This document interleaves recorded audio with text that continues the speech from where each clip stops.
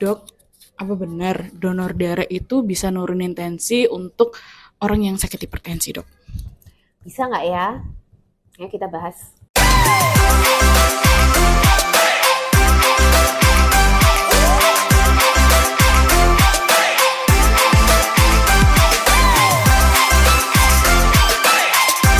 Sebenarnya jawabannya simpel ya. Bisa sih nurunin tekanan darah pada orang yang memang hipertensinya disebabkan oleh kebanyakan darah merah. Emang ada gitu penyakit seperti itu? Ada ya, namanya polisitemia.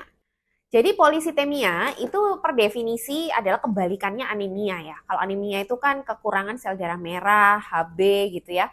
Kalau polisitemia itu malah kelebihan HB-nya, jadi sel darah merahnya itu berlebihan.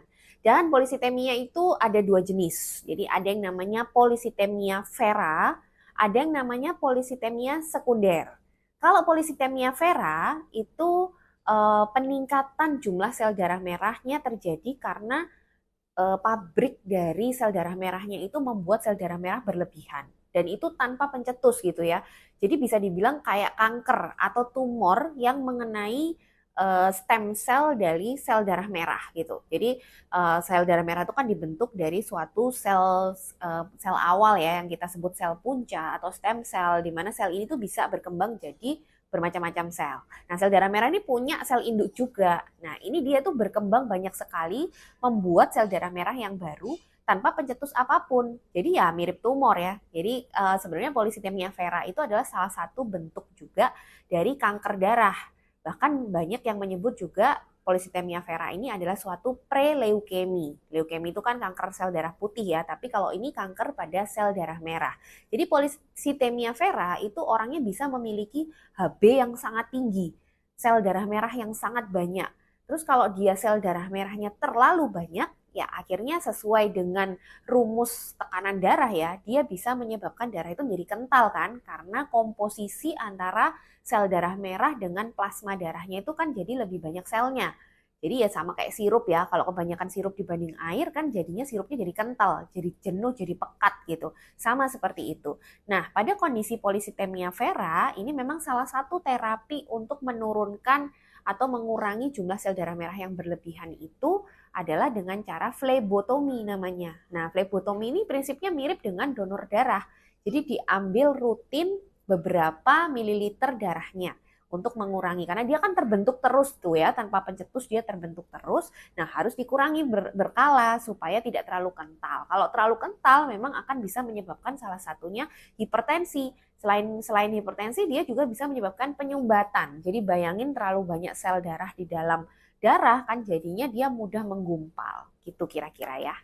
Yang kedua, yang polisitemia sekunder, ini agak berbeda dengan polisitemia vera ya. Kalau polisitemia sekunder ini peningkatan pembentukan sel darah merahnya itu adalah jawaban dari tubuh kita secara fisiologis atau secara normal dia merespon adanya kekurangan oksigen biasanya.